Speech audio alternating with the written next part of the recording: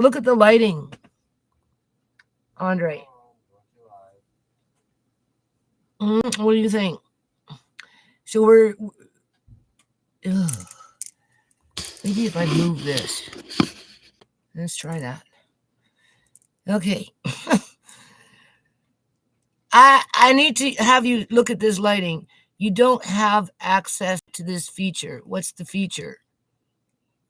I don't know what feature. What feature was that?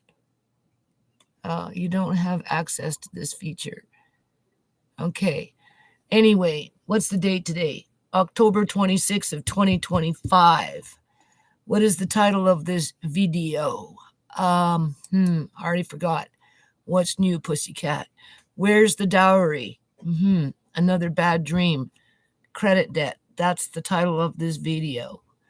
Andre is going to help me to see if I can do, what is that called? Screen share, right? So he's over there with his cell phone. I'm going to bring up a video here on screen share, and we're just going to listen to it for a bit. And that's how we're going to start with this video that, we're just going to roll with the show here. All right. You know what I'm saying? So, screen share. So let's pull up a video. Let's start with that. The cost of living. Epic something here. Where is it? Come on. Cost of living crises. Worse than you think. Worse than you thought.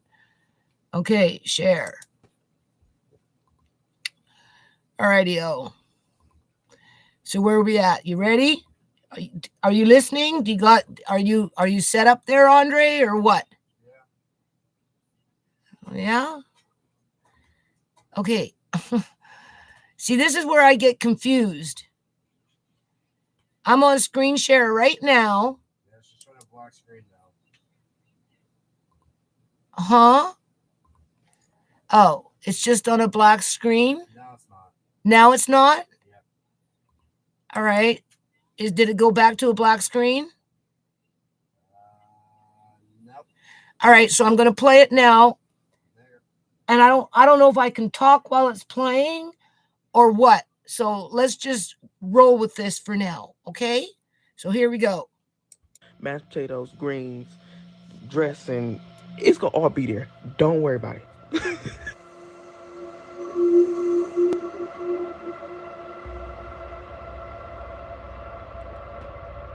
Now, what happens when Americans start planning grocery store robberies just to eat Thanksgiving dinner? I've compiled. So now, if I turn off the video and I start talking, am I looping? That's what I want to know. No, you're not. No. All right. So if I turn the video back on, is it looping? For you today, 11 TikToks showing something terrifying happening across America. Walmart evacuations, 42 million losing food assistance. 42 million on that plantation. Let's put the word plantation with it. 42 million individuals on a plantation. Okay? We're looking at servitude debt, which is a form of slavery. Where people get eased into that caste. How do you spell caste? CASTE system. And where does that come from? Well, it can come from organized religion, obviously, right? That's how many people justify it, because somewhere in their guru book it said so.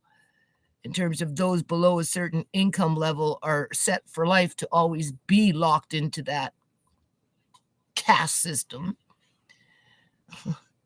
no matter what. Anyway, can you hear what's going on? I want to know. That's good. It's good, eh? All right. Teachers going into debt despite working full-time.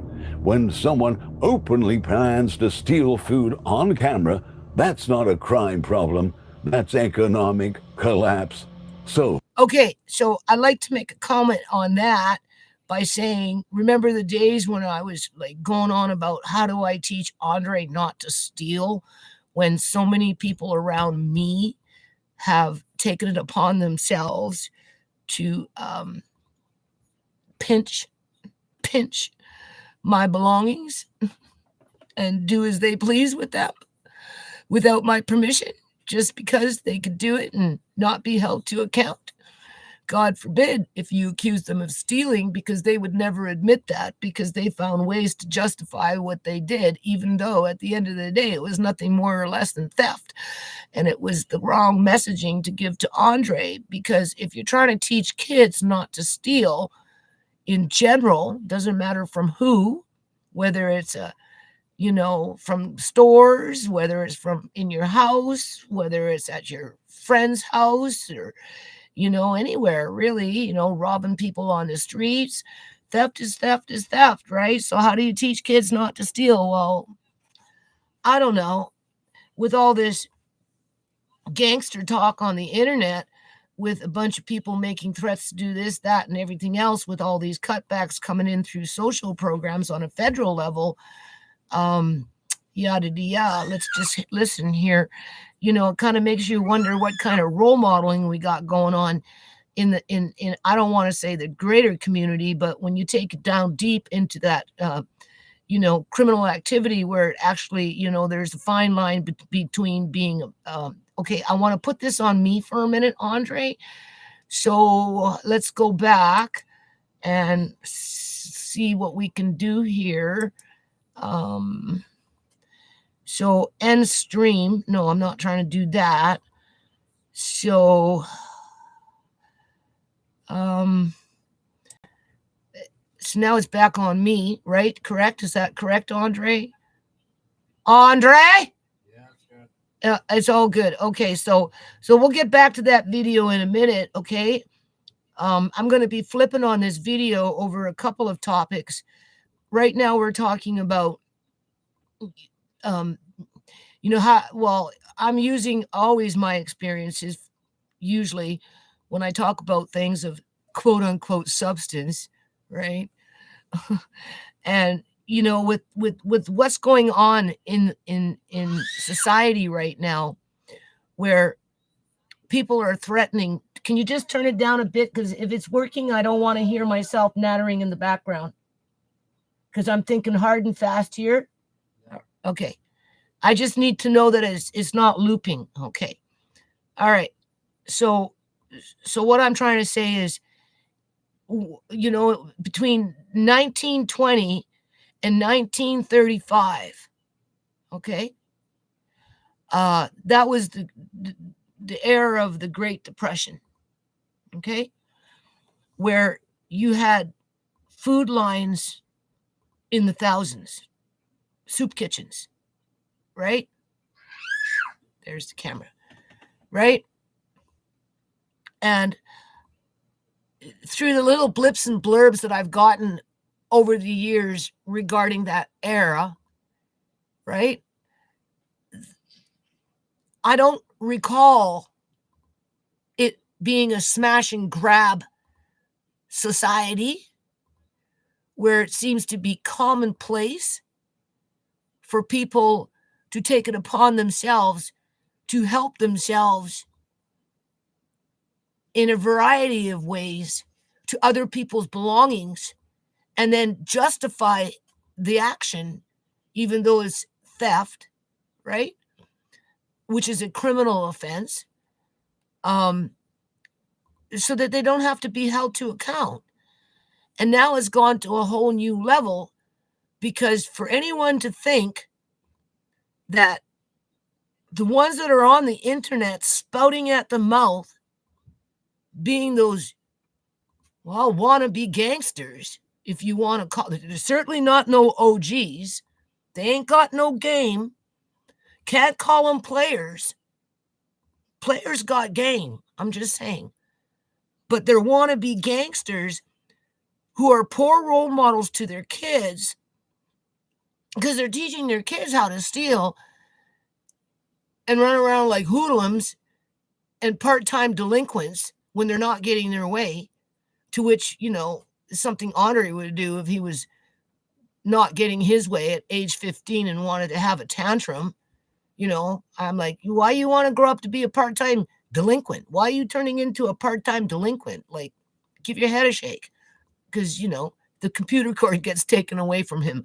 Then he gets moody and and he gets lippy and like, don't even go there with it. Like, I'm 63 years old. I'm your nana. I'm an elderly person. Don't practice being rude and disrespectful to me so that when you go out in society and you're walking down the street and you come across an elderly person, I don't care who they are, you know what I'm saying? You don't be rude. If you don't like what they're saying, if you think they're a Karen or they're a Joe or whatever, you just be polite. You stand there, you listen, and you walk away. And then you just don't participate with them any more than you have to. Right?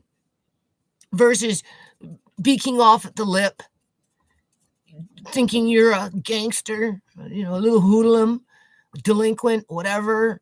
And then, go home and mommy's puffing and daddy's puffing and going on about how they're going to go raid Walmart because they didn't get their food stamps.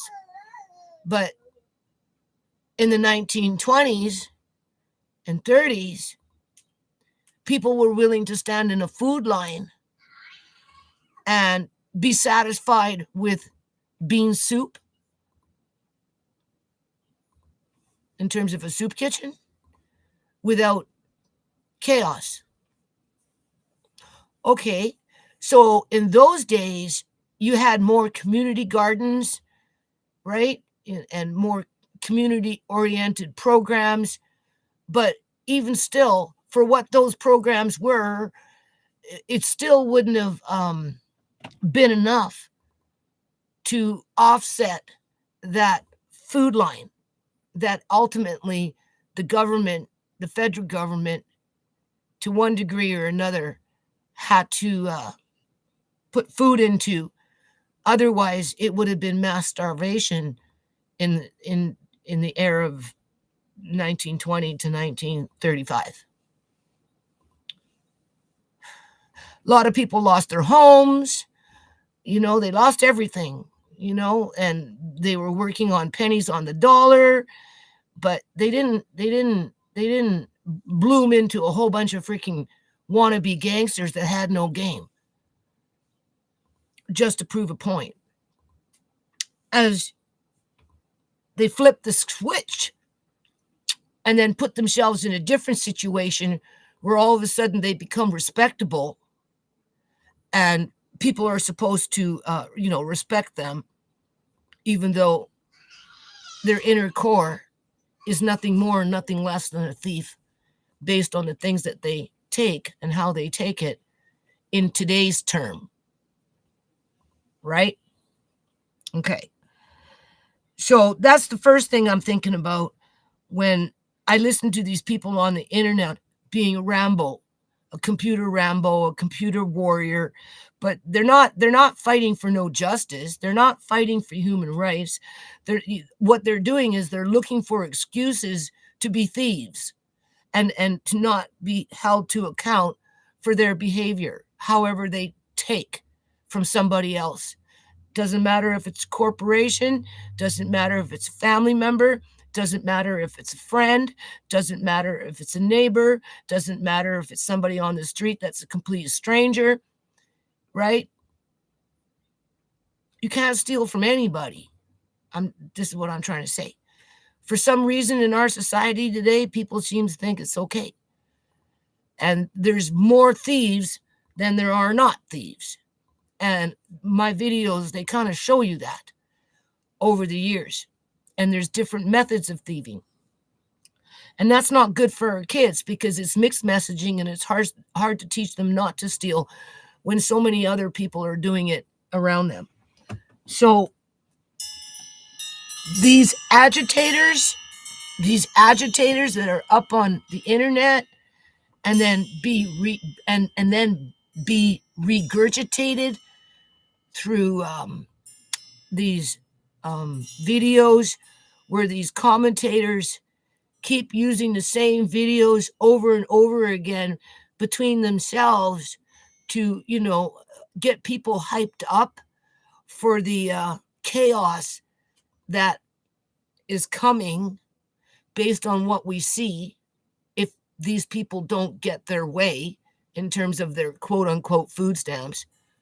You know, that's not to mention their Medicaid, their housing, whatever. It's almost like 42 million people have been written off as a write-off from the plantation owner, which made me think of mass graves.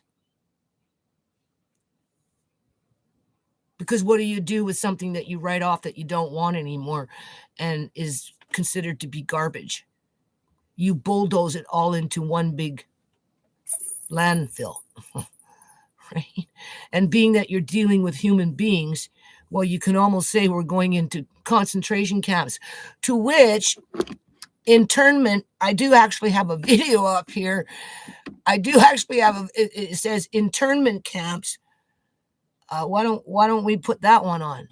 Let's see if we can put that one on and see what it has to say, and then I'm going to talk about it. So let's do that. So I'm going to switch over to another screen here. Okay, Andre? Yeah. I'm going to switch over into another screen here. All right? And I need you to listen. Okay, so we're going to share this one. So it went black, right? Yeah. Okay, I don't know why it takes so long for it to clue back in, but let me know when it does. Can you still hear me? Yeah, I can still hear you. Okay.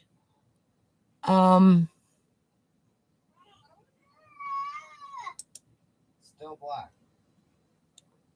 Well, do No, I it's have, not. huh? Now it's not. Now it's not. Yeah, so for whatever reason, now it could be my computer with you know, not having a you know, enough RAM in it. And that could be why it's like that for me, because it takes too long for it to flip over. But besides that point, so I think I have to turn it on from the video itself. So we're going to open it up and we're gonna listen with this for a minute. Just work with me on this. Okay. So what happened here? Oh my God. Oh, Lordy, Lordy, Lordy. How do I get it? I can't even, what happened? What did I do? Sharing this tab. Be sued to take Okay. care of its most vulnerable. Here we go. Now they've weaponized HUD, are starting to say you won't get funding if your community doesn't actively enforce these laws, which is the Cicero playbook. You know what? I thought Ben Carson was bad, and now... At the hearing, the Department of Justice attorney who showed up waived arguments, wouldn't even contest. They are just trying to sneak things through and hope that they don't get challenged because everybody's too busy. They passed a plan for a 1,300-person megatent camp 7 miles outside of downtown in the middle of nowhere, no public transportation, no voluntary entry or exit. They say some of these units are going to be work-conditioned housing, which to me means forced labor. It still feels hyperbolic to say Trump is planning to put people into internment camps, even though he ran literally on that platform and said it outright. That's exactly what he means. Okay. So there you go. Oh my God, how do I make this smaller, Andre? Oh, I can't. Oh, Lordy, Lordy. I don't know what I'm doing. That would be helpful if I could see better. What are you trying to make smaller? Am I still, can you still hear me talking without looping? Yeah. All right. Okay. So I'm okay. So we're just going to work with that little bit of information. So here, let's just click that out and put it back on me for a minute. Okay. So concentration camps, internment camps. Internment is the softer terminology around what some people perceive as a solution to curb, I suppose, petty crime, to which becoming homeless and out on the streets is now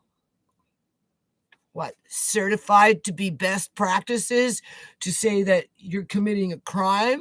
So therefore, the best practice is to put you into a, what was that camp called? Internment camp, right? Where there is no revolving door. When we already know there's people just up and disappearing off the streets and have been for a long time throughout the North American highway, in terms of Canada, United States of America, and you can even add in Mexico, right? Where, in the inner cities or just the larger cities where there's a fairly large population of homeless people, you don't get those videos too much on YouTube because that's all highly censored, right? Because everything is, it's poverty pimping, right? A big money to have people in poverty. All right. So with people running around talking like they're talking in terms of,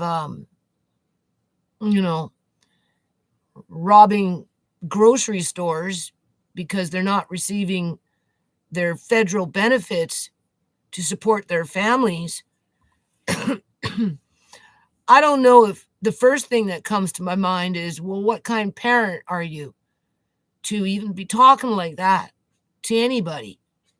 Okay, right? Because back in the day when the SH, whatever, shit hit the fan for me, I had to live on my credit cards. It was a do or die situation because of politics gone astray with the intent to harm and injure and to dismantle a family. I didn't think about robbing no store. Do these people feel that it's okay to do that because they have numbers behind them? One person going into a store, filling up a buggy and running out the door because I didn't get my welfare check, it wouldn't be practical. But if you have 100 people running into the store, filling up their buggies and their bags and whatever, then it's a little harder to control it, right? And for all this looping of these videos, whether they're coming off, most of them seem to be coming off of TikTok, right? Maybe Facebook, I don't know. Definitely not on YouTube. And it's just oh my God, to piece it together, right? The content creator come and piece this, and this, and this, and you've got I'm going to do this, and you better bet that, and yada, yada, yada, and yo, and I'm a gangster bitch of the year, and, right? And then, it's like an agitator, right? Like, they just come in to agitate and to, like, as they're putting themselves out there like they're good parents because they're doing it for their kids. Okay, there's no, you're not doing it for your kids. Because what are you teaching your kids? To be the next generation of hood rats that's just going to steal their way through life without even trying to stand on your own 2 feet? However you need to stand on your own 2 feet, whether it means going to the food bank, standing in a soup kitchen line.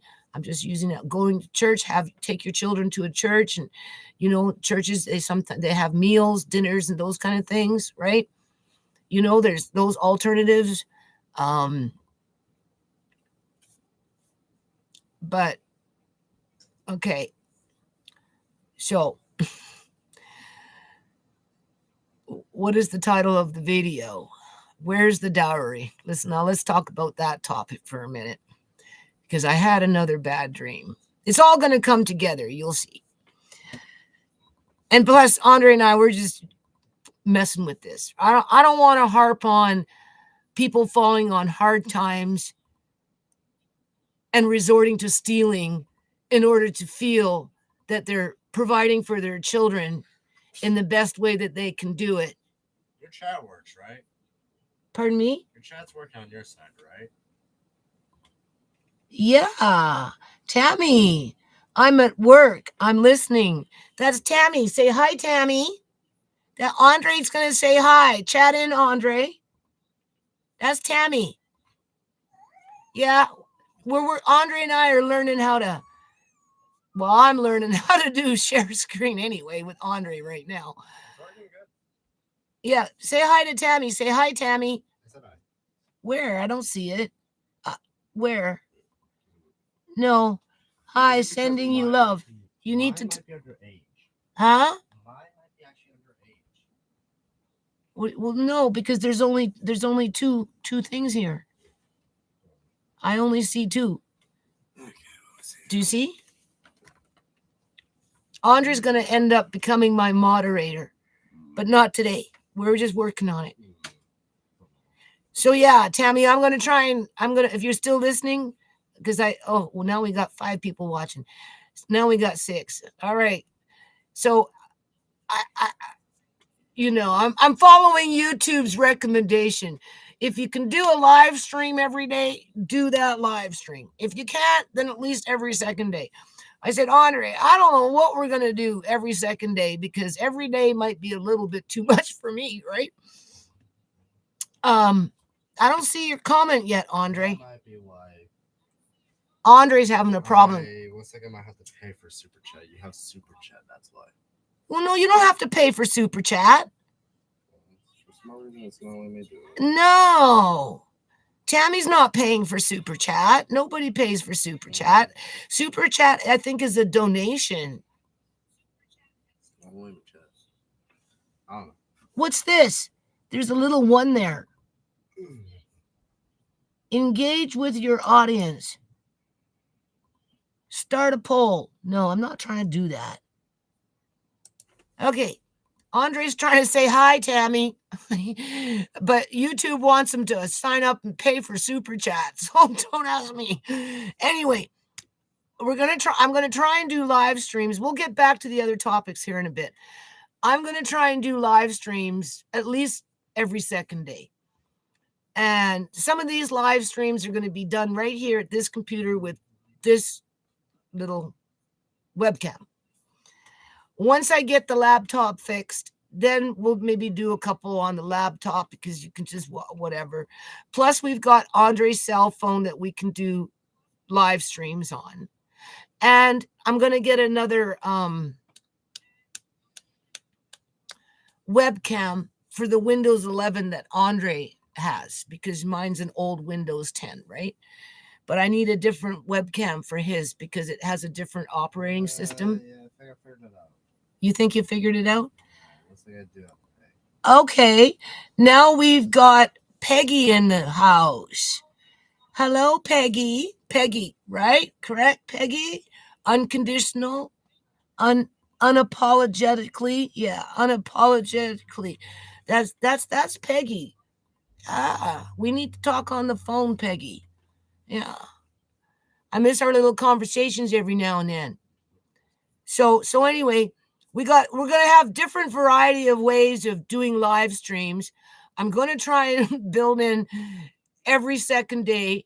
Obviously, I'm like, well, what can you do? What can you talk about? You're not very creative when it comes to, like, what I'm talking about with the, with the federal government, with their 42 million cutbacks on the plantation, and I'm already showing you that, somewhere in the mix, but this has been going on for years and years and years, where our governments have been building intern camps, right? We don't want to call them concentration camps. We'll just call them intern camps to control the herd, as legislation is being built in to criminalize the act of being homeless, as millions of people are being targeted for that purpose because we're seen as write-offs, right? And as we've got the agitators in there geeking everybody up to be, those wannabe gangsters, those wannabe players that have no real game, And where's your comment there, Andre? You're supposed to be commenting. It doesn't let me. Why? I don't know. It just doesn't let me. It's saying I have to be 18. You have to be 18. Oh. And also I have to pay for it too. No, you don't have to pay for For it. me, it's saying I have to pay for super chat. No, well, you're signing in on a super chat. Don't try and sign in on a super chat. You're just doing a normal chat. Yeah, I tried typing. It's not letting me. Okay, go. Where are you watching the video? YouTube. I understand that. Did you go to my main page? Yes. And you clicked on the video as it's running? Yes. Oh. Well, I don't want to look at it right now. Okay, so Andre's trying to say hi, but YouTube's not letting it. Let me see. Okay, just let me see. That doesn't make any sense. Yes, please. Okay, you guys work with us, okay? All right. Okay. Good luck finding glasses that work here. All right, let me see. Let me see if I can see. I said hi. There. You have it upside down. Okay. Hi, Miss Judy. I'm Leah. Oh, sorry. Okay. Unconditional love is Peggy. Unapologetically is Lee. Okay. That's why we're out of touch. You have to remember, I'm getting a lot of brain fog with this not being able to see crap. It's getting on my nerves. Like a lot. Okay, so poor Killa says Nana. Maybe because you just put Nana. No, I also said hi too. Oh, hi, Nana. Okay. So what is it saying here? It doesn't let me type it. Like if I tried saying something, it's not showing your chat. No, it's not. On your side, but it shows. It's showing on your phone. That's why I was asking if it's working for yours. No. Do you see it there? I don't see it. Here, take this. Okay, well, Andre did post 2 times. So I don't know, people. Iris, because this is maybe of my contemporary age. We're thinking maybe because he's 15. But that shouldn't matter because this is not, there's nothing there to, it's not made for kids, quote unquote, but we're not doing anything bad here either, right? You should be allowed to post. Okay. If I wanted to make it adult only, I could set the setting for that. Like age restricted. If I wanted to age restrict it, I could do that. So you should be able to post. It just doesn't let me for your side. I don't know why. Okay, it says top chat. Some messages such as potential spam may not be okay. Live chat, all messages. Let's see if we do maybe. Okay, fixed it. Fixed it. There we go. Andre in the house. Say hello, ladies. Can you do that? Say hello, ladies. Andre's going to learn how to be my moderator. How about that? We just have to give him some time. We have to give us some time. What was the problem? Unapologetic. What was the problem on your side? I had it on you want it on live chat, so remember that. I had it on top chat. You want it on live chat, okay? So say hello, ladies. You're the moderator, so you gotta make them feel welcome. All right, and you gotta remember who's who after a while, okay? So that Right. All right. So let's get back to what I was talking about here at this point. Okay. So what do we do with 42 million people with some agitators in there that are basically wannabe gangsters that got no game or very little game, weak game at that are poor role models for our society and are only feeding into the beast when it comes to, it's enough that we have to be aware that our governments are going behind our back and are building intern camps to deal with the problem of social issues that aren't being addressed when it comes to why we have such high numbers of homeless people in the first place, right? Because even though you criminalize homelessness and you make it illegal and you subliminally demoralize the individuals, whether they're 2 months old or 80 years old, and they become homeless, which right away criminalizes them, right? In terms of, oh, there's something wrong with you, the reason I use the age 2 months to 80 is because they are the most vulnerable and the most innocent in our society. And as families are falling apart, imploding on the inside of the house, right? It affects the most vulnerable one way or another. To which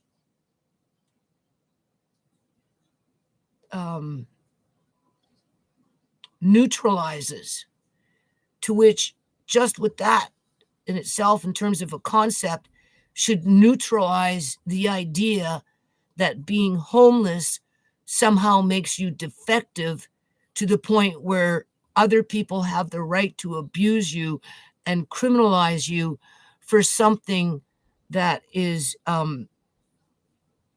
directly related to human rights issues that nobody wants to address in the 21st century, in terms of we're in 2025. So we should be more civilized. But we're being fed agitators to, stir up the pot, right? With the, poor role modeling and messaging to go out and commit crimes for the benefit of the children, which is asinine. It's backwards. What is good is bad. What is bad is good. It is not good to go out and rob people under any circumstances, but it's being portrayed through these TikTok videos and to put everything one after another, or whatever, to be good because they're doing it for the kids, because somehow the federal government is failing the whole plantation. Okay. So therefore it makes it right. No, it doesn't make it right.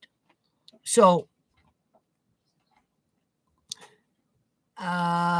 ladies, LADIES, the Y turns to an I. You might want to try that again. Okay. So with that,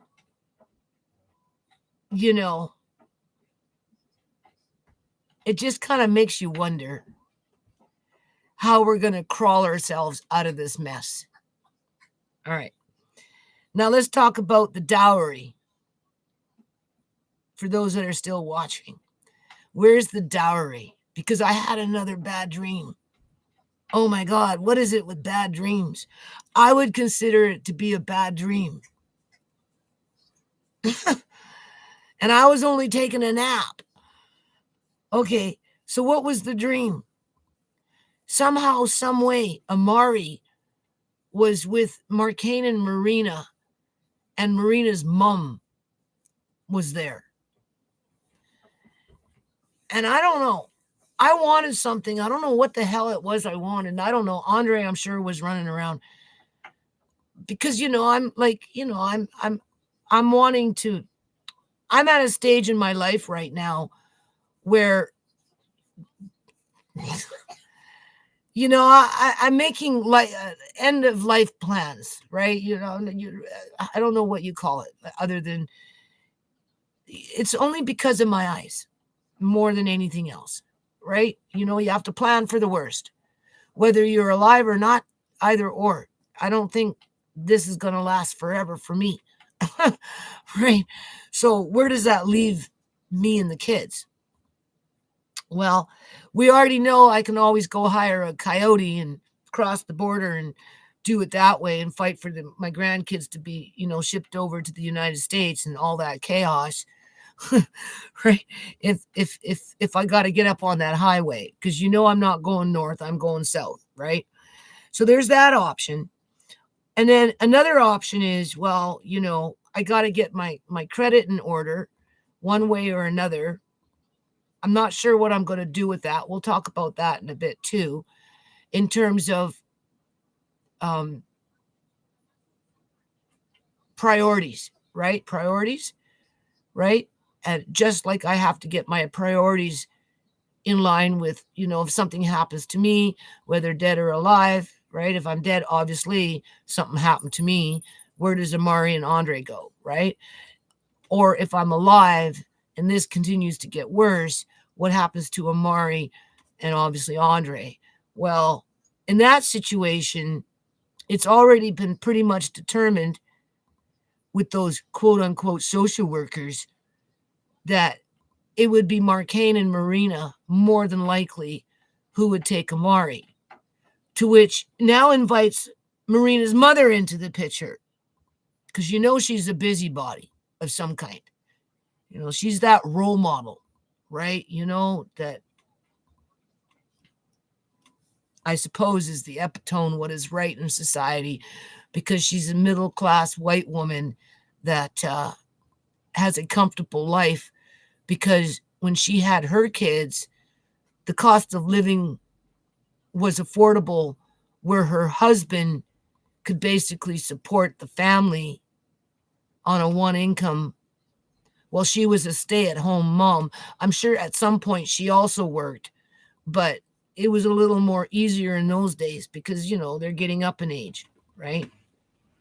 And they had 4 kids, bought a house, yada, yada, yada. They sold the house, and then they went off and got themselves a little homestead a little further out of the city, yada, yada, yada, so they can live out their retirement years as I'm being tormented by their daughter, basically, to which they're in denial of. Right? Right? That's an angst. You know what I'm saying? For those that know my story, they know exactly what I'm talking about here. So in that situation, I'm still having bad dreams because obviously I was still alive because I went downstairs. What happened was I went downstairs to go check up on Amari, make sure that, he was okay. Right? And when I got down there, I kind of got the cold shoulder because that's what happens, right? I get the cold shoulder in my own house. It's very difficult for me to go downstairs and feel comfortable, even though it's my house, right? And so, I go downstairs and I'm like, Amari, where is he? What's going on? And my son is like being his old, just kind of, I don't want to say cocky self, but, he's kind of like playing the middle ground, right?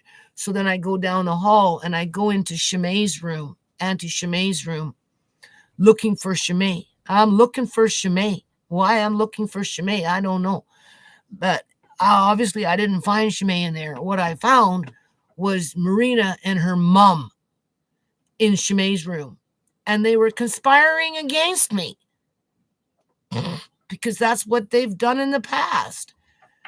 And I was so flustered with it because I wanted my daughter, not a daughter-in-law that was conspiring against me to hurt me and then say that you're going to look after my grandson well if something should happen to me, because your mummy's going to help you with it.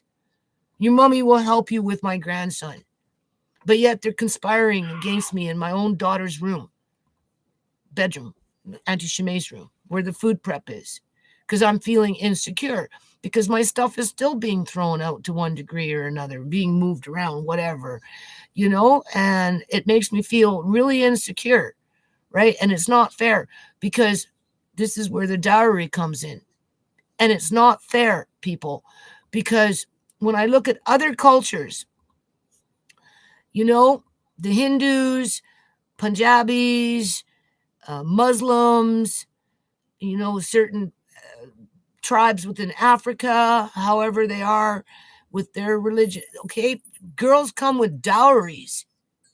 If a girl comes to your house to move into your house and marry your son, the parents of that girl are supposed to give you a dowry. I didn't get no dowry. I got nothing. What I got was heartache and a shitload of double debt, because whatever got destroyed along the way since this girl's moved in is like another credit card that I just don't have anything to show for, because that dollar value to those items are gone. It's still there, but it's I don't know what, if you do a ledger, I don't know exactly what kind of write-off it's called, or how you would list it on a ledger. It's like I don't know. I just know that I'm going to round it off at $40,000 I've lost in belongings since this girl's moved into my house, but I haven't got one red cent in the form of a dowry from her parents, even though they're living high on the hog. High on the hog. As they basically pawn their daughter off on me. Well, my son is copacetic. He walks the middle line with it and just is ready to toss me off to the side in many ways as quick as he can, so that he can keep her quote unquote happy, and I suppose her mother, because she doesn't operate by herself, because that's two dreams I've had about that person with her mother, with both of them conspiring against me. Two dreams that I can think of right now, maybe even three. The one where I went out to the back and I looked out on the driveway in the alley, and there was two piles of children's toys. One was more Amari's age appropriate, with his play Tiny Tyke and those kind, whatever, and right. And then Andre's with his Lego that he built, like big Lego town items, and they were both out on the road.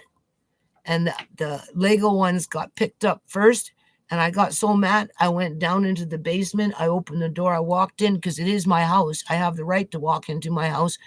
But anyway, I walked in, and there was the mother sitting at the sewing machine with Marina right next to her, saying, get out, you got mud on your feet. You got no right to be here. Yeah, well, you got no right to throw out my shit. Where's my dowry? Because as far as I'm concerned, you're bankrupting my house for what it's worth. Right? And now, you emptied out this, you've emptied out that, you emptied out the kitchen, you emptied out the living room, you emptied out my little storage room down the hall, you emptied out my 14-year-old food storage room, you emptied out underneath the steps, you got into Tisha's room and you threw out things from there and did whatever, and you terrorized, and who knows what you've done in Shimei's room, but now they want to start emptying out Shimei's room. Why else would they be in there conspiring? Well, I'm sitting here thinking how I can protect my family by making a decision as to what I should do with my credit line. Do I keep it? Keep chasing the credit debt in terms of pay, use, and then take the bait when they give me an increase, and it goes up even higher than $78,000 in terms of talk about being a welfare queen. Well, I guess you can call me a credit queen. Okay, so sure, just slap on another $10,000. No problem. I have no problem. I'm holding down the fort. I can find all kinds of excuses to keep using those credit cards as long as I pay and use, right? Or maybe I'll go bankrupt. I'm thinking about maybe going bankrupt. Or there's also another thing called credit proposal, counseling proposal. It's called consumer proposal. That's where you put all your debt together and somebody does something and they cut a deal and you got X amount of payment per months, usually runs for about 5 years, and then after that you're good to go. So if you're paying out $1,000 a month on your credit cards altogether and you settle out of it with this consumer proposal, you might end up paying $300 a month for 5 years. And, X amount of percentage of that total debt is written off. But you have to pay. You're committed to pay for 5 years, whatever it is that's determined. Or you can just maybe go bankrupt, right? I mean, these are life-altering decisions that I'm looking at. And it's not because credit scares me. It's not that. It's because I'm worried about what's going to happen to my grandkids when the reins, in terms of the captain on the boat or the wheel, I'm the captain of the boat. No matter what anybody says in this house, I'm still the captain. I'm the one that's $78,000 in debt, holding down the boat, holding down the fort. Right? You know what I'm saying? And with that, at some point, though, with the eyes, I would think I'm going to have to pass over the wheel. And I just don't know if I want to come in with $80,000 debt load while I do it. So I guess as time goes by, I'll talk more about it because I haven't really quite made a decision yet. What I did decide to do, though, and I would recommend this for other people that are struggling with debt, they might want to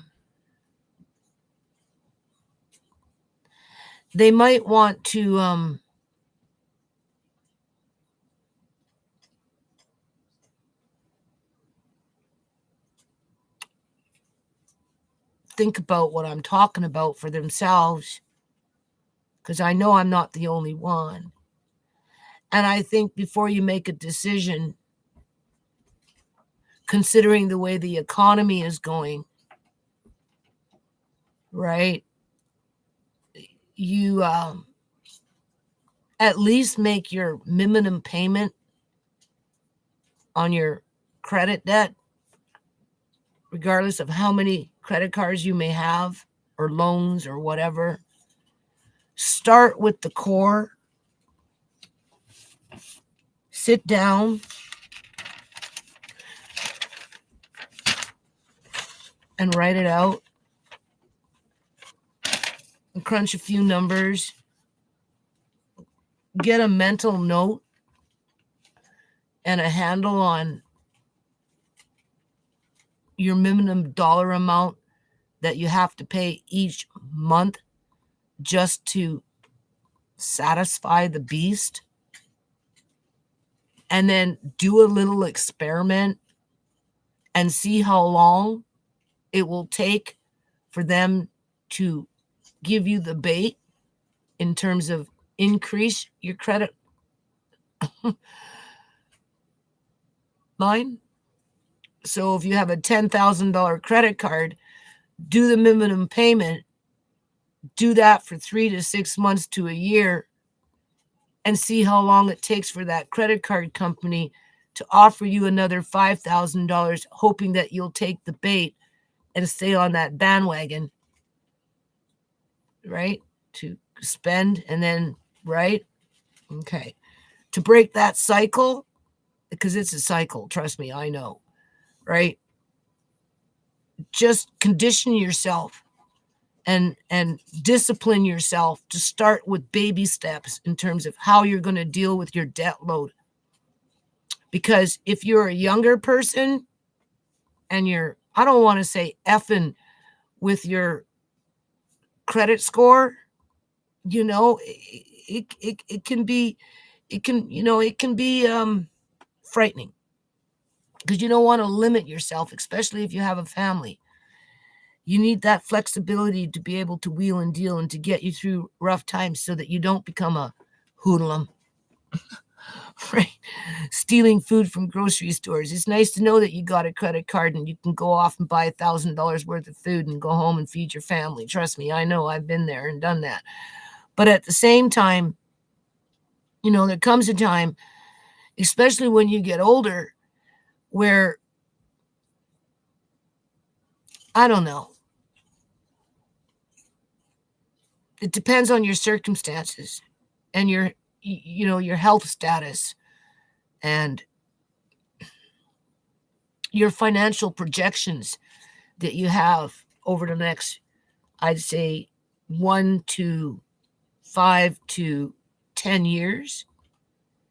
Because the older we get, our incomes drop as well, right? Unless, of course, you know, we're at that cushy stage where, you know, we had assets that we could sell, like a house, downsize, and get our little homesteads and still have our nest eggs. And then if we worked for a company that had pension plans, you know, and we retired, that's even better. But most of us don't have that. So what I'm trying to say is I'm tackling the issue of a high credit load, a high debt load, with first just taking on the basics when it comes to minimum payment so that I can get a breather. Because otherwise, I'm slapping on 400, 500, 600, 300 every month. 4 and 4, 5, 6. You're over $2,000 by then. Just on to not only pay the interest, but to pay back on the principal. And that's where, you know, it becomes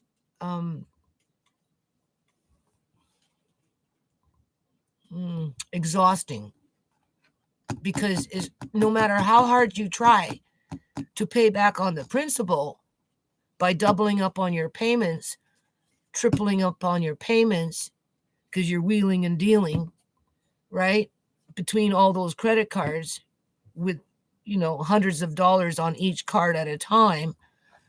And you've got a family, or you're running a whole house up and down and outside, right? And you're doing things that technically your landlord should be doing, but you're paying for it. Like between the whatever happened in January with the city of Surrey and the robbing of my things in my yard that I paid now, and the mice or whatever, that's $3,000 extra that I had to pay this year, where my landlord should have paid for it. So in a roundabout way, she got a rental increase. I don't know, what is that? I don't have a calculator handy. Divide divide 12 into 3,000. How much? Divide 12, Andre. Divide 3. Divide 12 into 3,000. Let me know how much that is in terms of a rental increase this year. And that's not including the people that I'm paying to work outside sometimes. Yeah. Seriously. That's what I mean. Like, Divide what? put $3,000 divide by 12. Okay, so 3,000 Yeah, divide by 12. I can't think right now. divided would be take away, right? No, that's subtract. That's the little line with the 2 dots between them. Oh, okay. Divide by 12. Divided by 12. Yeah. 250. So my landlady basically increased my rent by $250 a month for the year of 2025. That was a big hit. Okay? Put me further into debt by $3,000. You can just basically say that. Because it made me spend $3,000 on my credit card, which makes me make higher payments because in my head, I'm conditioned to pay my bills. And the faster I can pay off my bills, then I'll be free, right? Well, it doesn't always work out like that, especially when you have a family. So, and I know a lot of people are on that roller coaster. So my advice to you is before you make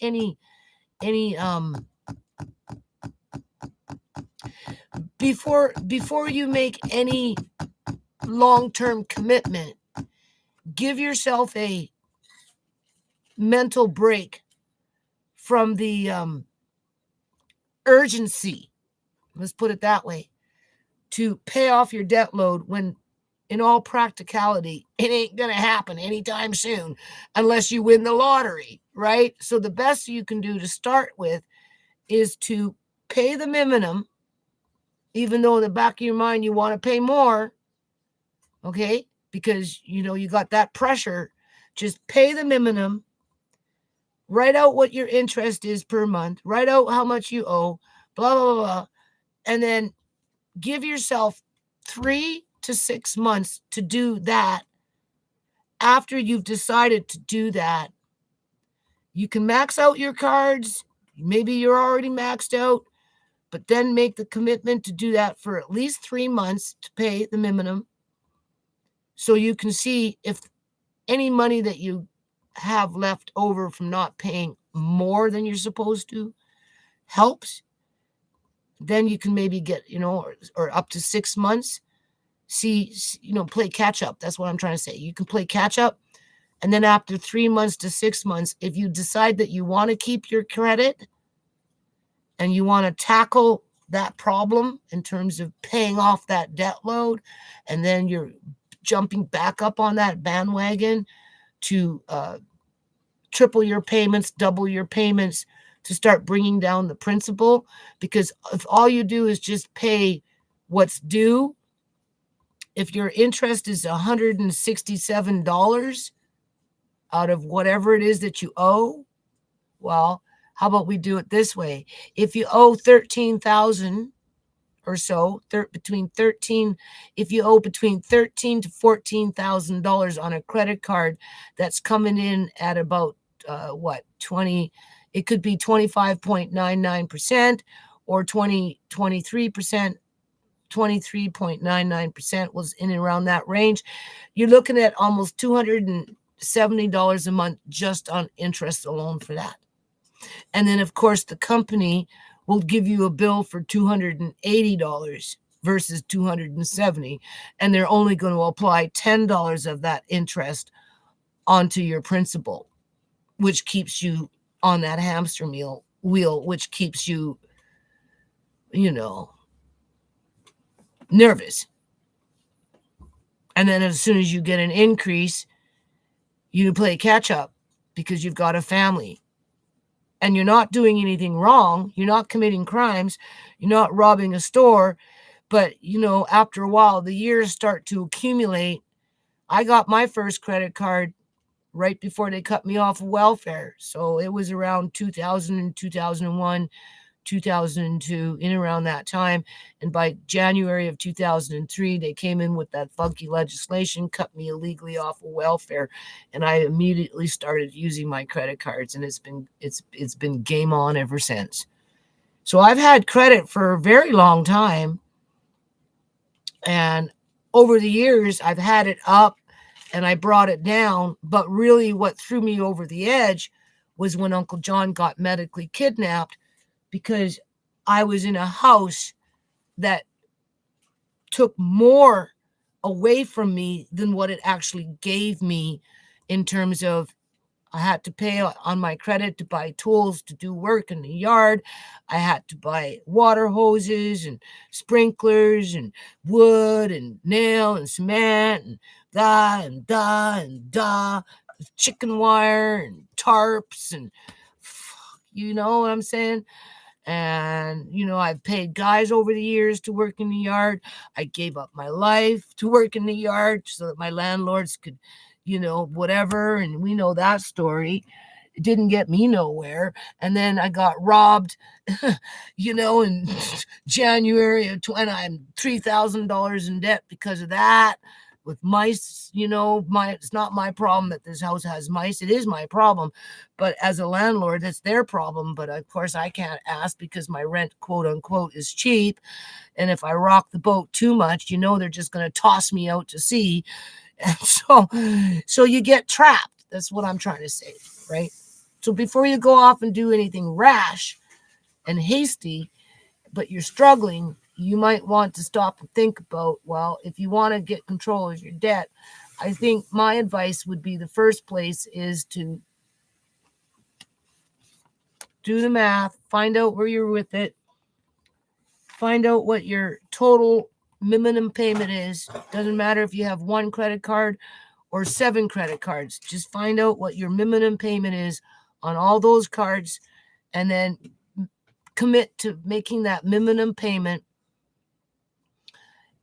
Do that little science experiment. Don't use it. Doesn't matter if you're maxed out or you got an extra 1,000 or 2 or whatever. It doesn't matter. Just don't use it. And then see what happens between 3 to 6 months. See if the credit company increases your credit so that you'll take the bait and put yourself further into debt, or maybe by just making the minimum payment in your head that you're not making no decisions for at least 6 months, right? As to whether you should go bankrupt, do the consumer proposal, or whether you want to get back up on that bandwagon and start doubling up, tripling up, quadrupling up your payments to bring it down, because you yourself need to preserve your credit line for whatever reason, because everybody's different, right? Whether it's for your family, like for me, it helped me to get my family through. It depends how high your credit is. You could be a homeowner.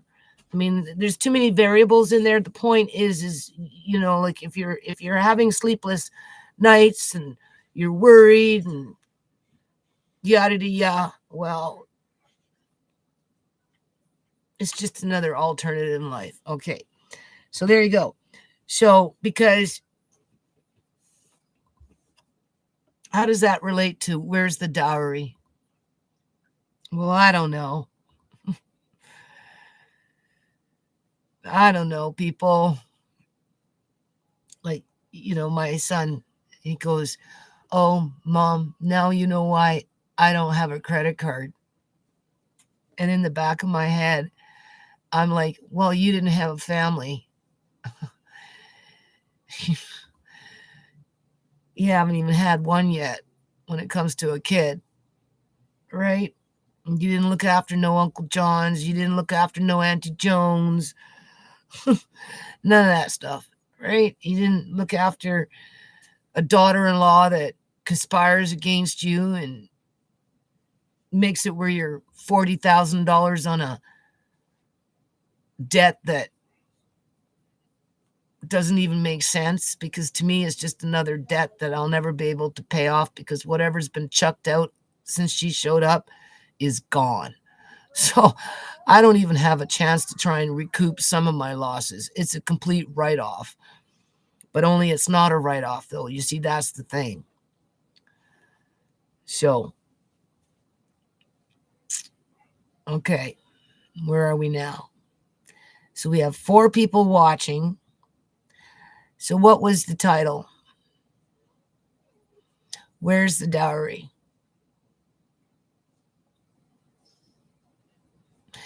Another bad dream.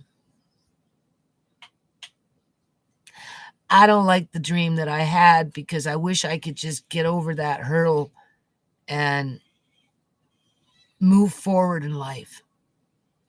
But I always feel like, I'm Andre. Yeah. Can you make me a coffee, please? I always feel like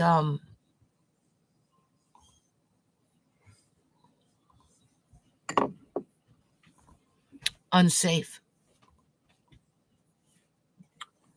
right? In terms of why are you in Shemai's room?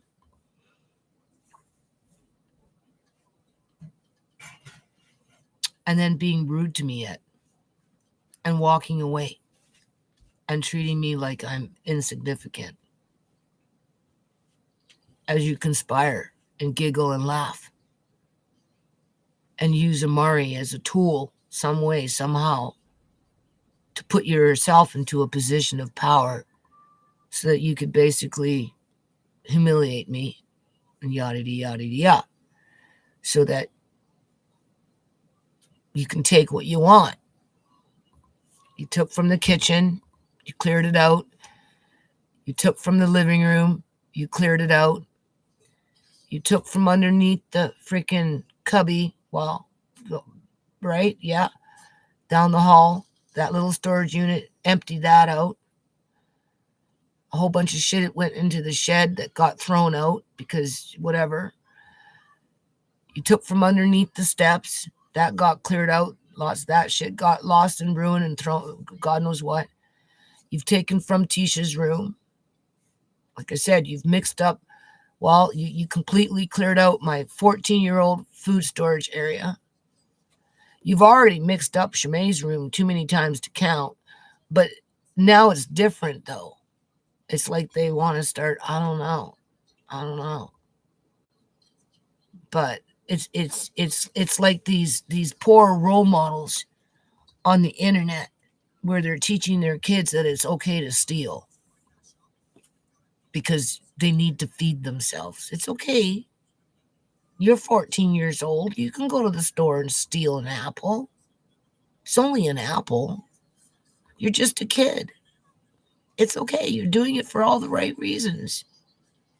It's okay if mommy goes and steals a whole bag of apples because I'm bringing that bag of apples home to you, who's my kid.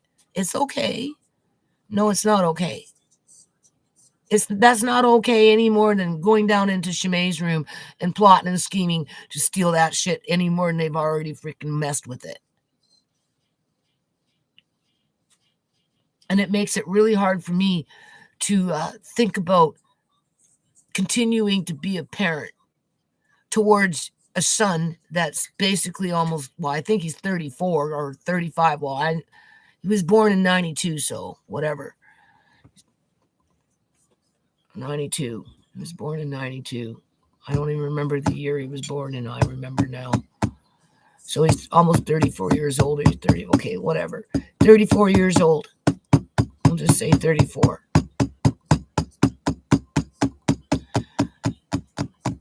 And I'm the one bringing in the dowry. Okay, I don't think so.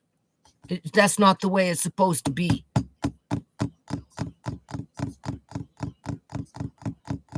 Especially if you're going to be abused while you do it.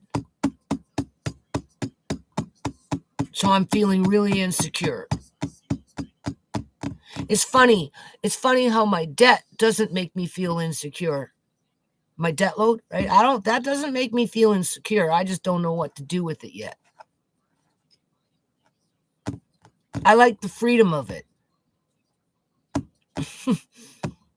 So I'm not too sure if I want to give it up. But I might have to, because it doesn't make sense in terms of staying on that bandwagon for any length of time. If I was younger, most definitely.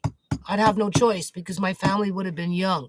Auntie Joan would have been around. Julian Johnson would have been downstairs eating the food. Whatever. Using up hydro. Just saying. Austin Luck, right? My son with his cheap rent. Somebody has to pay hydro around here.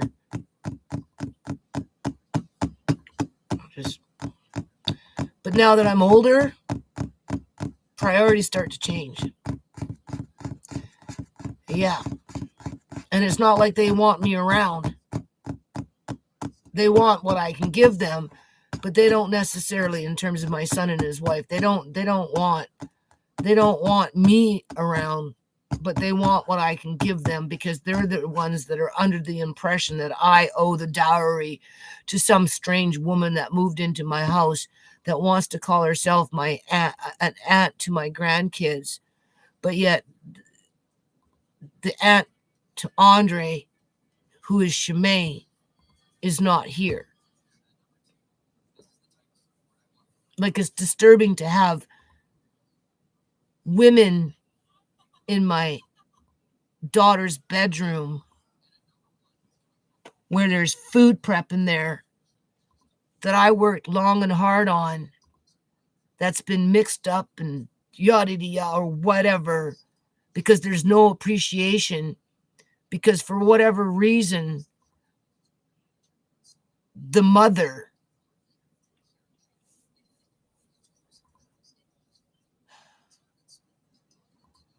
I don't know, it's, like, she condones what her daughter does. It's like two peas in a pod.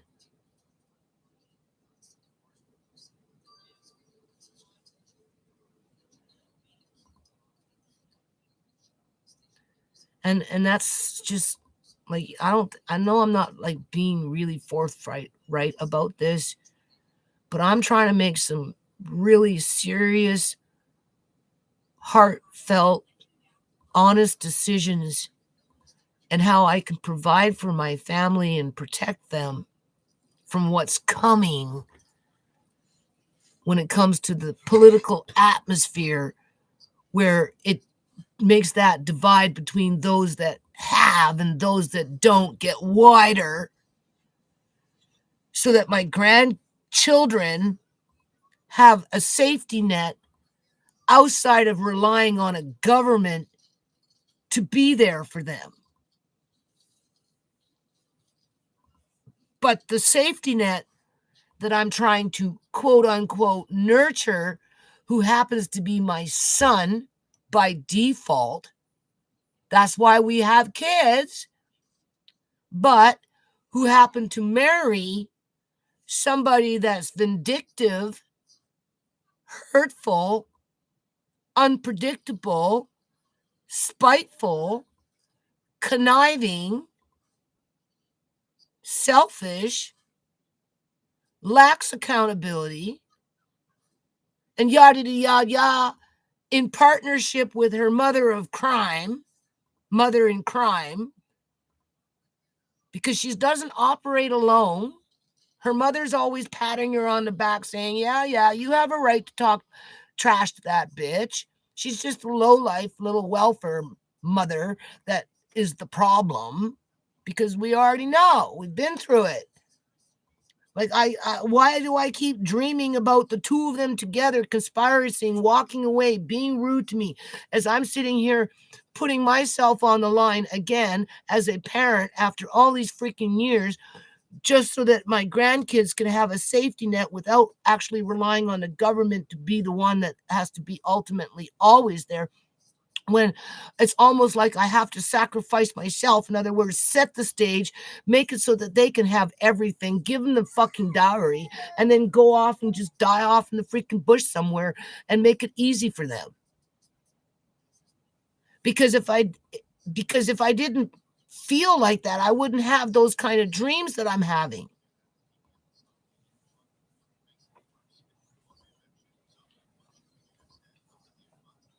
right? It's all to do with insecurity. It's all. I'm insecure around it. That's what it is. You know, nobody likes to sacrifice so much. However, those sacrifices are coming in to be mistreated.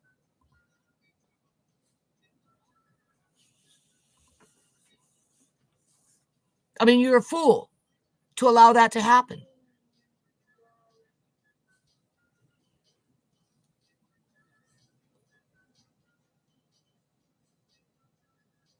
So, in the meantime, I don't have to worry about too far into the future. And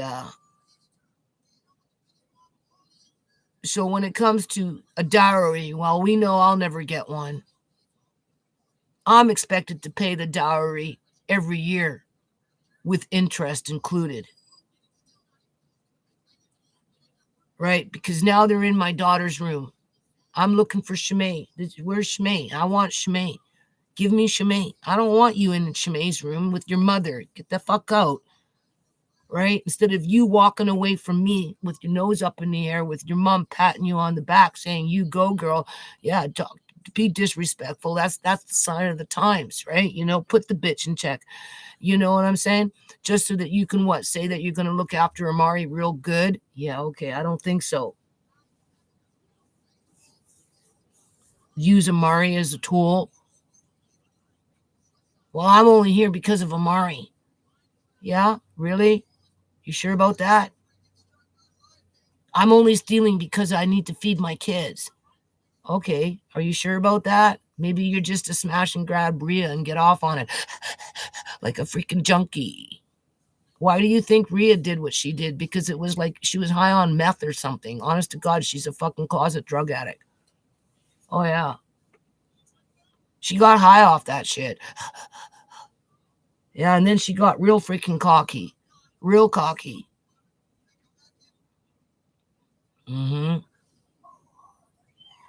Some people steal just for the control of it, not because they need it. No. Anyway, so we touched on the debt.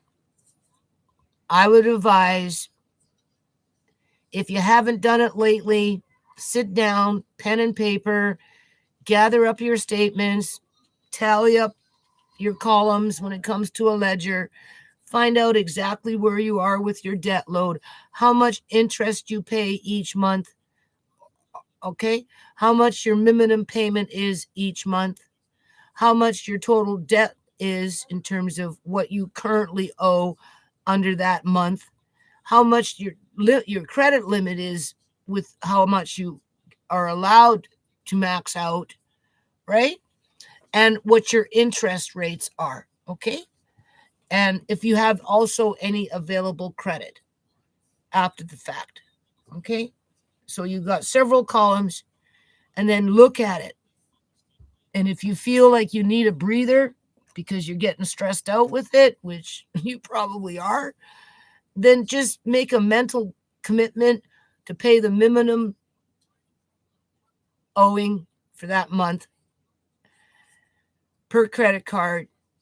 And that will free up a little bit of funds. If you're not, I mean, that's assuming that you double up with your payments and stuff, right? And then you have a little wiggle room for a little while, and then you can stop and think about it. And you can see what the credit card company does after 6 months, if they give you an increase or not. If they give you an increase because they want you to take the bait, this is where maybe you might want to think twice and not take the bait. And if you're going to make any changes in your life, whether you decide to go bankrupt, whether you decide to do consumer proposal, whether you decide to get back on the bandwagon and double up and triple up on your payments, whether you decide to consolidate your bills, or maybe if you're in a position to get another personal loan because it's important for you to keep that credit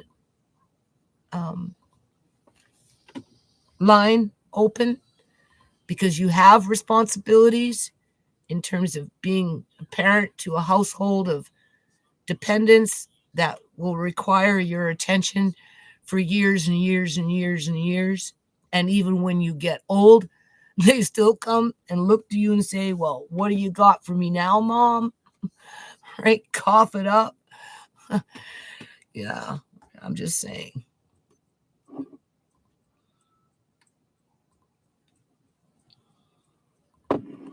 And I think we need to go back into the old days where parents of women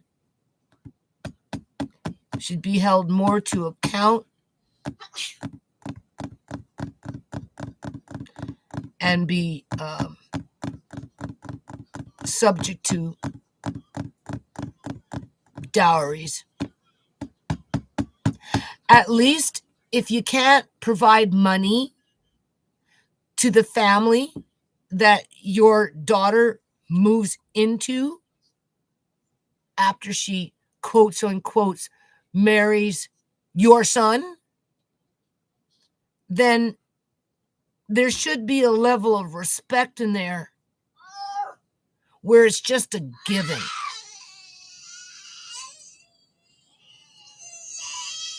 Like a moral issue, if it can't be physical in a dollar sense.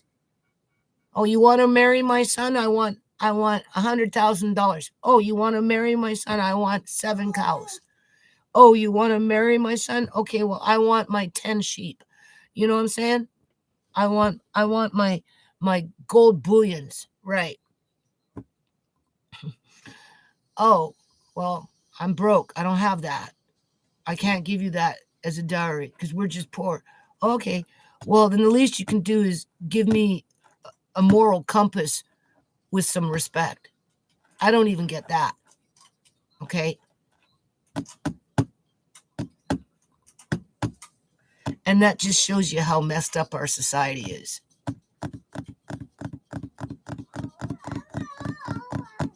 And that's probably why I'm having bad dreams. Standing in my daughter's bedroom, in a pantry where people are throwing out food. Literally. If they're not mixing it up, they're throwing it out when they're not throwing out other things.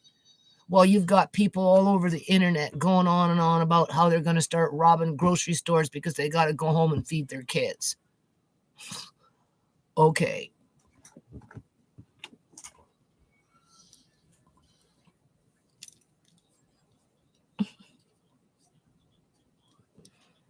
Okay, end of this video. What's left there to say? Nobody's saying nothing. Numbers have dropped off. Okay, so I'll leave it on this. So this is what I'm thinking. Got to stay positive, okay? No matter what. Even though I've been feeling pretty blue. Oh, this doctor, I went and seen him, what was it, October 1st or October 2nd or something like that. And honest to God, he made my eyes 100 times worse. 100 times worse. And I'm like, you little bugger. Because he told me, oh, your eye pressure is 21 PSI. We got to bring it back down in the teens.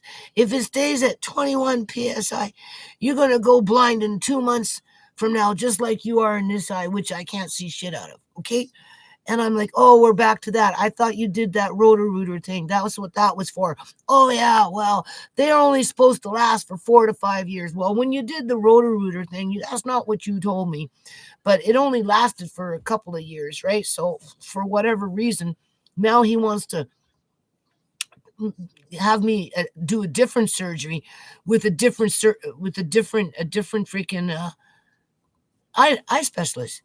And I think it's some like little drainage tube, right? Which all freaked out because the last time he gave me eye surgery, I mean, everything just got blurry and stayed blurry.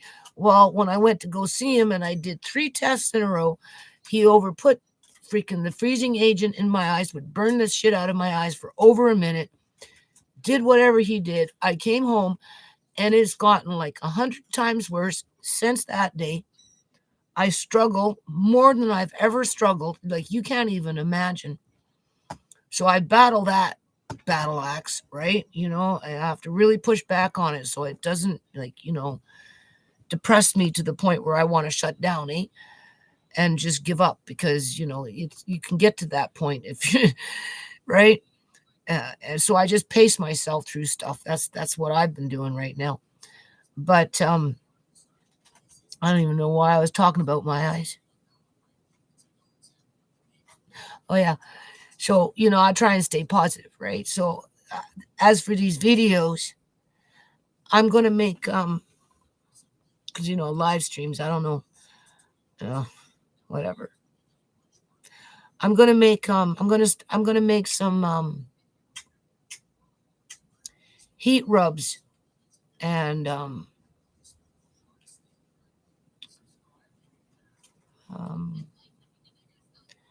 you know, with the shea butter. You can use oil, olive oil, coconut oil, shea butter, beeswax. You can use essential oils, right? You can use, okay, so, right, and you make, you know, right, to rub on your body, right? Or as a slab, right? You put on something, you put it on, okay, to help with arthritis and aches and pains and that kind of stuff. So, and that's something I've been wanting to do for a long time. And I have a fair amount, like beeswax, and I bought all that crap for that reason, right? I bought the jars, everything. I just haven't had the time. And I'd like to do it before I go blind, because if I can do it before I go blind and it actually makes sense, then somebody maybe later on will make for themselves versus relying on what they can buy in a grocery store. Plus, I just would like to try and make, right, to save money long term, not maybe short term, because you have to buy the products short term in order to make the product, right? But long term, you know, once you get your either or, I think I'm going to probably do some live streams on that. That's what I'm trying to say. Whether people watch that or not remains to be seen. But I thought that would be interesting, because I kind of stuck my neck out, because I'm coming to the end of my spending days. I was doing so good. Almost a month and a half. I barely spent anything in a grocery store. Yeah. Like, really good. But I topped off with some olives, and I bought some rub for heat and stuff, you know, like for aches and pains, because Andre's got a little pain there. Anyway, so everything's good. Maybe we should just go back to a screen share for a minute, and then we'll just see what they say. Let's go back to the internment camp one. Okay. Where is it? Right here. Let's listen. Andre, I'm going to do the screen share again. I need you to make sure it's okay.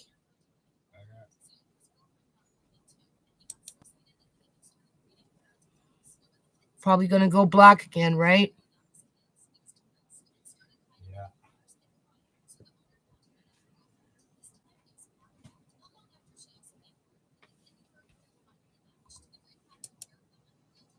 I don't understand why it goes black.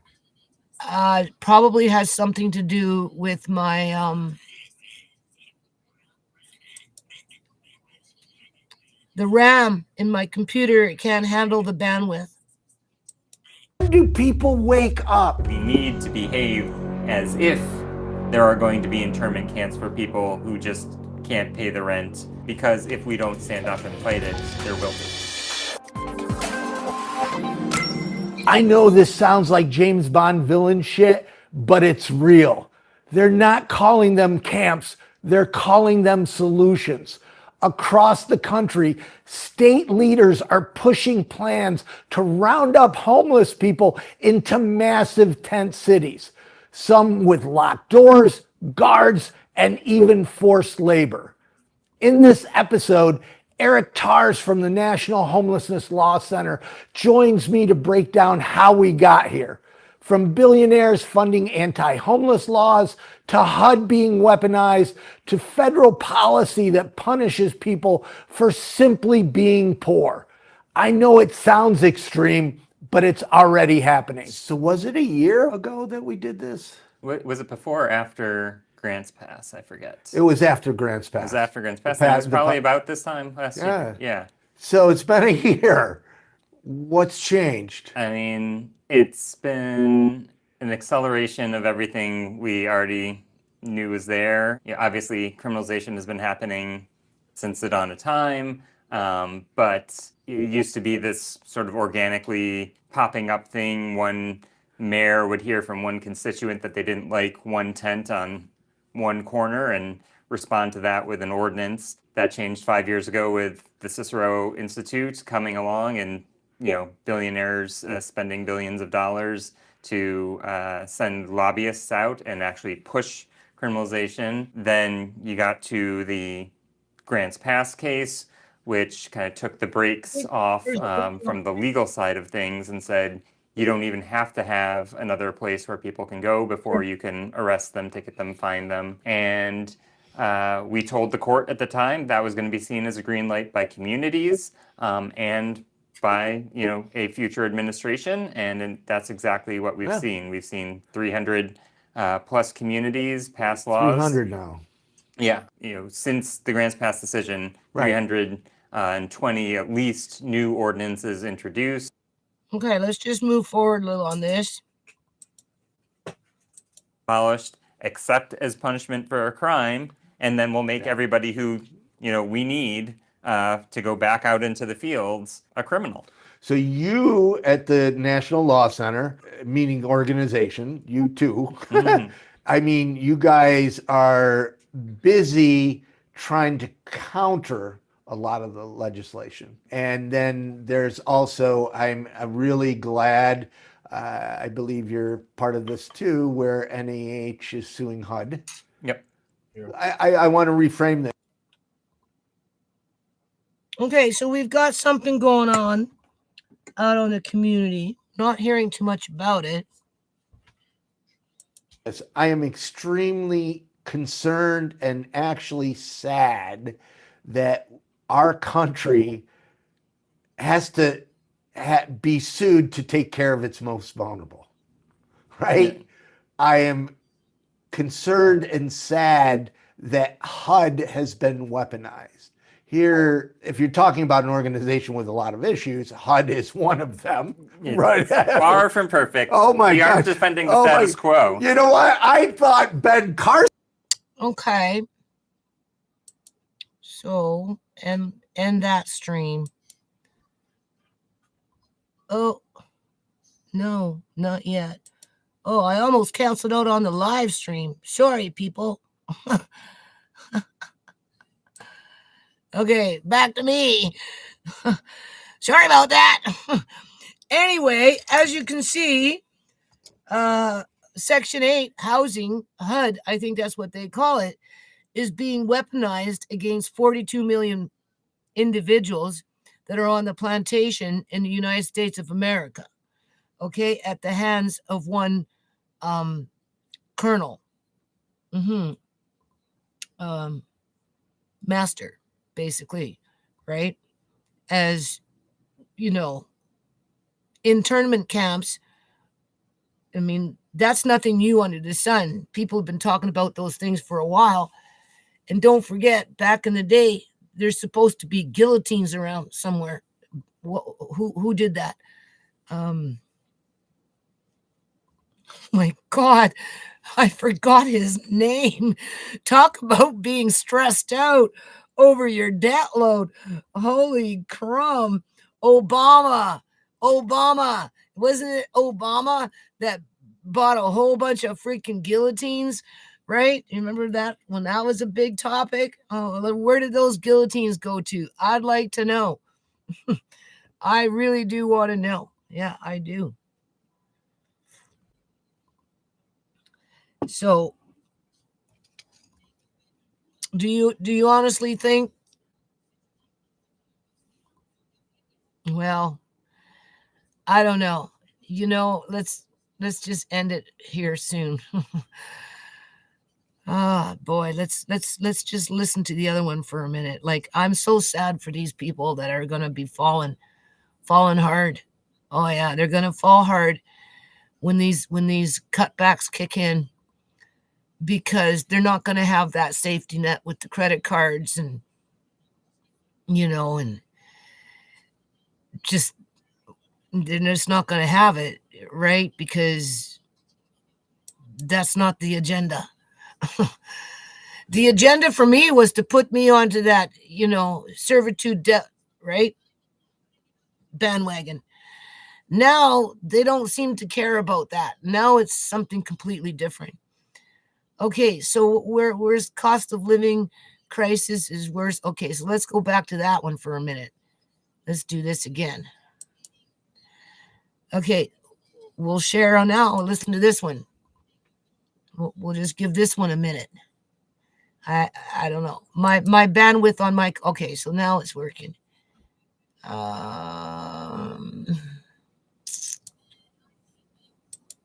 Let's just jump right into it. So we're going to start with this warning that sent chills down my spine. Langley homeowners, do not sell your home without this. I have the 7 best ways to increase the value of your property by 5 to 10% in this current market before selling it. These tips require minimal time, effort, and money. Lord, shut up. Oh, can't see nothing here. Okay, let's just hold on a minute, guys. Sorry. I have a mouse that doesn't listen to me. No, I can't even see it half the time anymore. Here we go. It flies around. YouTube makes it fly. Oh, yeah. Oh, I can skip out on the ad now. Oh, my Lord. Oh, I'm so sorry. Because apparently they done already got started. Y'all know next month a lot of people not gonna get their food stamps and they SNAP benefits, and a lot of people gonna be desperate and hungry. A Walmart employee came on here last night talking about how they had emergency evacuate the Walmart because people done stormed up in there trying to put stuff in their bags and be stealing. Hey, but when y'all go to the grocery store next month, y'all better get in and get out. Don't be standing around trying to have no conversation with somebody from church. Don't stuff your buggy too full either. Get a few items and then leave. If you gotta go 50 miles per hour out that doggone parking lot, go 50 miles per hour out that doggone parking lot. Or if you want to be that person, baby, buy somebody's groceries for them. Help them where you can help. Period. Here's what's actually happening. She's warning people to get in and out fast because desperate people do desperate things. When you have mass food insecurity, you see coordinated group action. Retail security calls this flash robbery behavior. A Walmart had to evacuate. That tells you the scale. Crowds are overwhelming security systems because the alternative is starvation. Her advice: to go 50 miles per hour in the parking lot. That's legitimate safety advice in a collapsing system. Look, let's now talk about why this is happening. 42 million Americans are about to go hungry. It's actually super fucked up.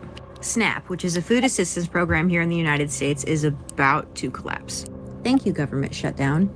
And the longer the government stays shut down, the longer this means that millions of people may not be able to get food to eat. Many people rely on this as their sole source of food income. If they don't get their SNAP benefits, they aren't eating. SNAP funds groceries for 42 million Americans every single month. That is 1 out of 8 people in this country. But because the government hasn't passed a funding bill since October 1st, it's about to run out of money. And if the shutdown continues going, people could be losing their access to food as early as November. Like, SNAP covers food for working people, families, seniors, people with disabilities, veterans. But instead of our government coming together and finding a solution for once, of course, the government shut down again. And this time, so far, it's the second longest shutdown the United States has ever had. That also means that hundreds of thousands of federal workers are also either furloughed or working without pay. Think about that. The richest country on earth can't pay its federal employees right now because they don't want to. The government is using real human lives as leverage in this fucking political bitch fight. Like, I don't think people understand that when the United States government gets shut down, it isn't the government that is suffering. It's the average working class citizen that suffers first. It's us that's hurting, or is going to. 42 million Americans rely on SNAP monthly. That's 1 in 8 people. 1 in 8. SNAP funds were supposed to be distributed and the government shut down before appropriations went through. So 42 million people budgeted, expecting benefits, and suddenly that income completely vanishes. She makes a critical point. It's not the government that suffers during shutdowns. It's always working class people who absorb 100% of the pain while politicians use their lives as bargaining chips. But even people who aren't on assistance are drowning. If we're trying to talk about inflation, this was $9.75. 1 onion, 1 garlic, 2 carrots, and a pack of celery. $9.75. My mind is blown. Like, this is ridiculous. These people are diabolical. $23.99 for this? Who gonna buy this for $24? Get it together. Okay, can we just talk about the fact that I just spent $370 at Food Lion, and I really didn't buy. I mean, yes, the buggy was full. We're good. We're good. We're blessed. Fridge is full. Pantry's full. I bought some meat. I bought a roast. I didn't buy that much food. You know what I mean? Like, what used to would, and I know I'm preaching to the choir, but what used to cost like $200, maybe $250, it was $370 something, $374, I believe, today. That is a lot of money, okay? Like, we don't even have it like that. Okay, I wasn't like buying steaks and sodas, and I was buying just food, veggies, fruit, meat. I don't really think. Okay, so do you know how that makes me feel? Listening to that stuff. For those that are still watching. Knowing that my food preps are being messed with and disrespected to one degree or another.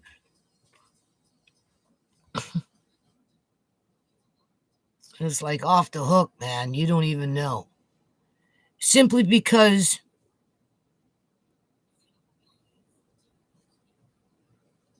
the role model, quote unquote, mother, she herself is lacking in character.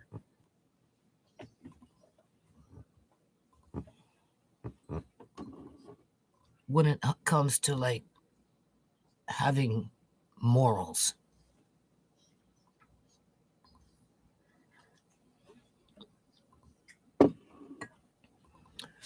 Because she refused to pay a dowry. And just pawned off the problem to somebody else who happened to be me. But yet instigates the dysfunction that I'm having to deal with, which screws over my life. All right. So anyway, there you go. I feel sorry for Americans more so than I feel sorry for Canadians at this point. I suppose it depends on who you are, though, right? Some of us have it and others, some of us don't. So what it is that we have and what we don't have, well, you know, what you think you have, you might realize after a while that you never really had anything anyway, because at the end of the day, when you're gone, it's all going to be left behind and it's not going to matter to you. No. And whatever it is that you think that you're trying to do for the ones that you love, there ain't no guarantee that it's going to turn out the way you want it to turn out, because I don't know.